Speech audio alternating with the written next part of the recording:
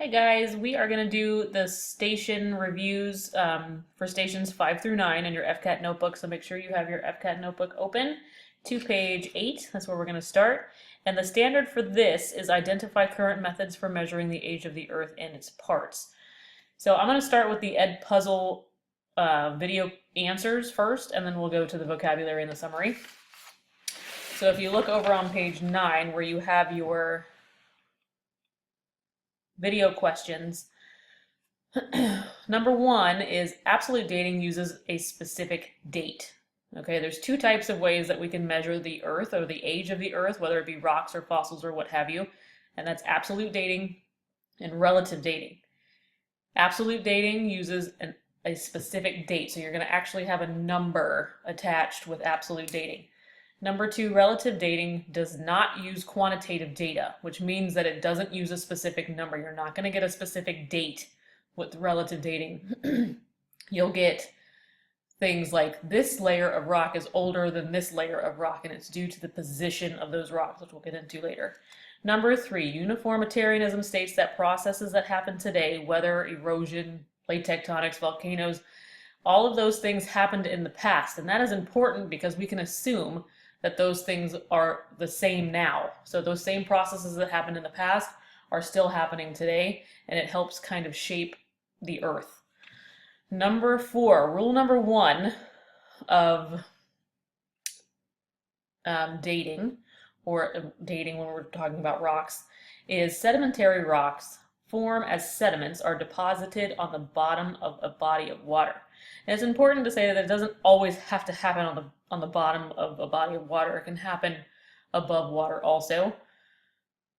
But a lot of the time, this is where you're going to get really old rocks when they form on the bottom of a body of water. Rule number 2, weathering and erosion of rock layers occurs on the surface. So weathering and erosion are going to be mainly it's mainly going to have the biggest impact on the surface of the Earth. It's not going to happen underwater.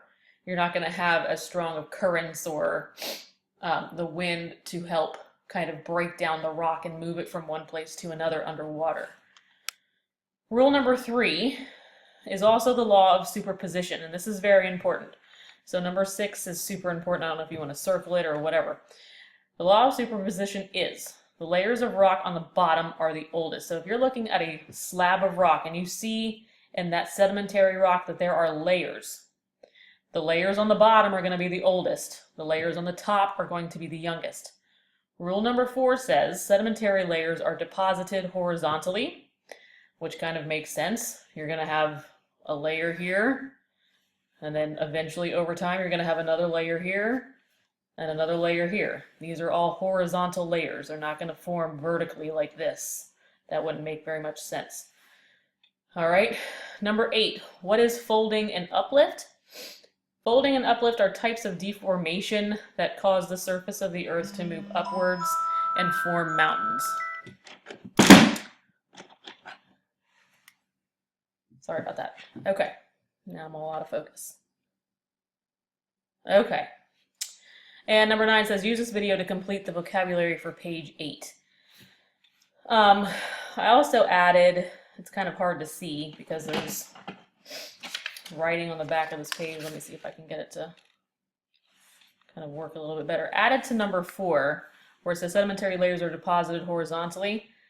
And I said any kind of deformation where the layers are not horizontal, because sometimes you will find where the layers are not horizontal. It looks like they've kind of like shifted or they're not laying flat in horizontal lines.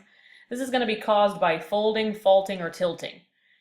So if there's any kind of disturbance in those layers, that is what's going to cause the layers to be out of place. But typically, if there is nothing that disturbs it, those layers are going to be the oldest on the bottom, youngest on the top. Okay? If we come over to our vocabulary, relative dating, it determines which rock, fossil, or event came first, second, or third.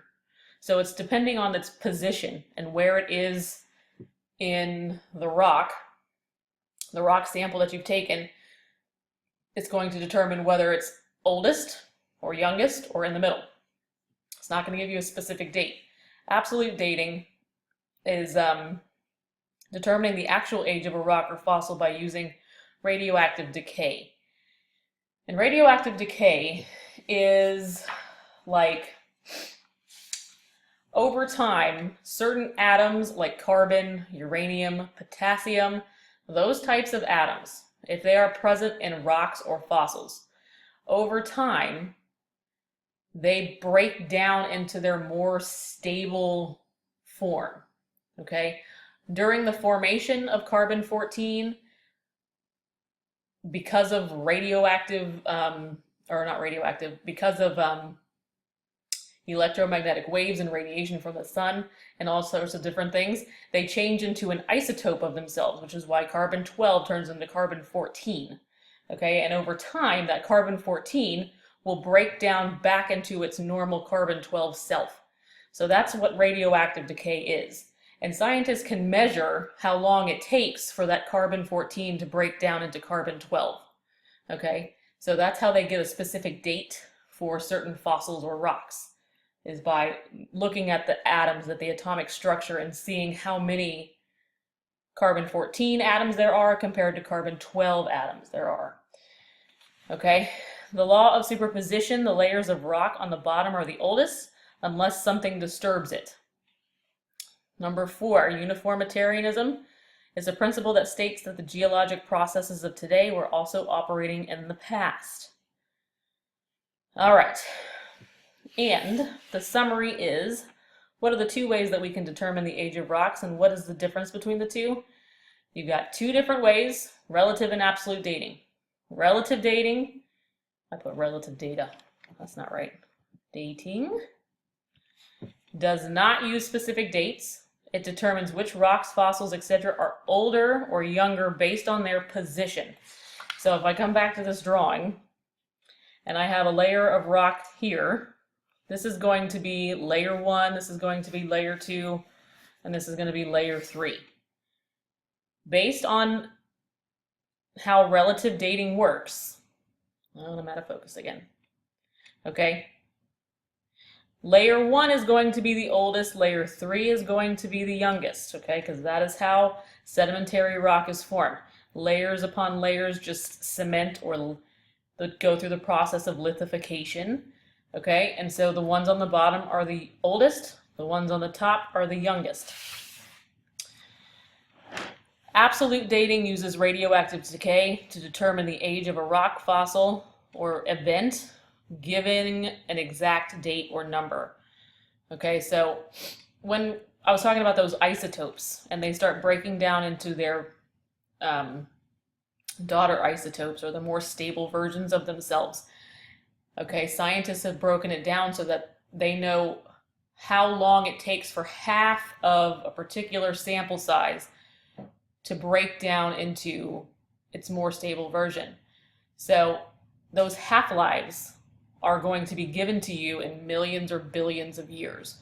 So a particular, like carbon-14, it takes a particular million years for half of that sample to break down into its carbon-12 more stable self.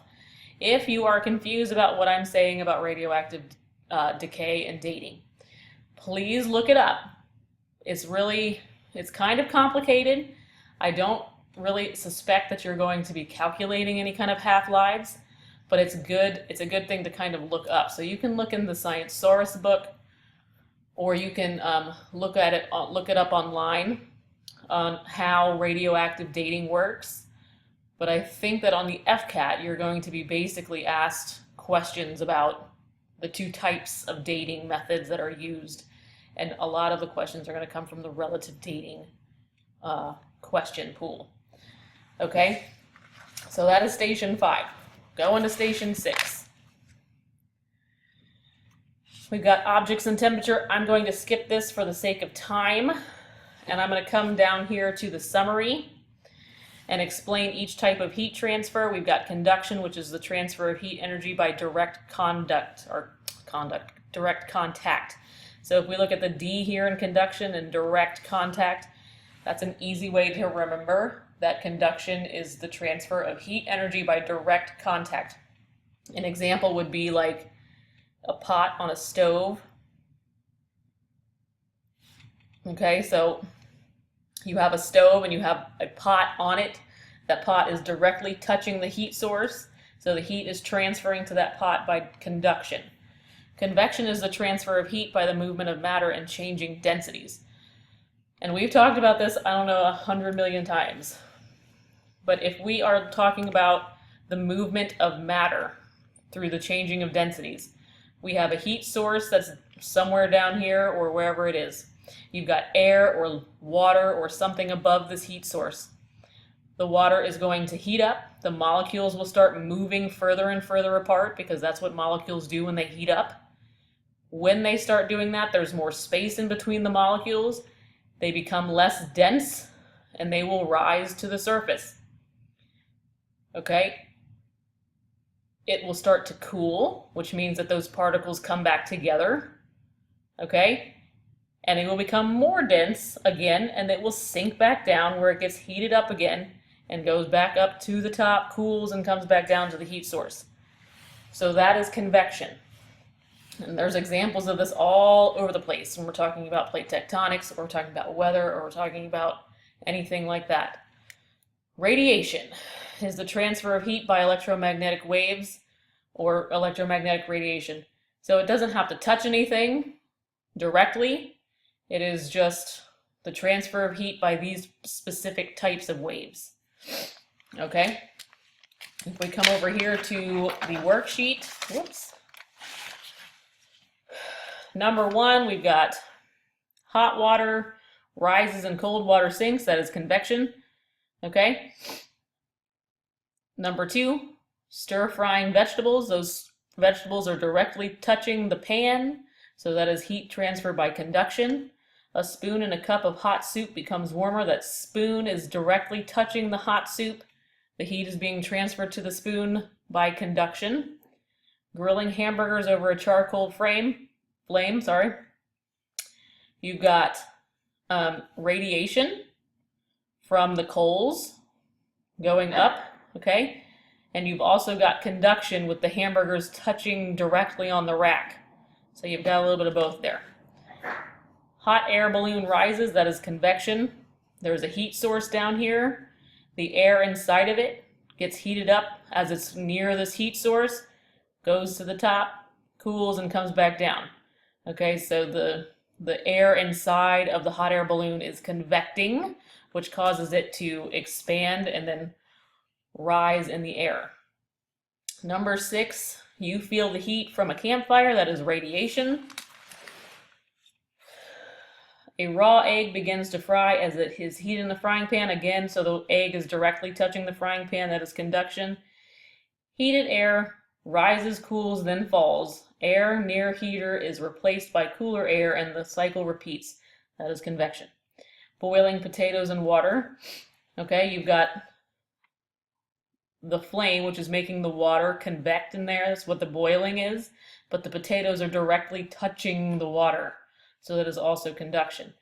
Microwave oven. I put radiation.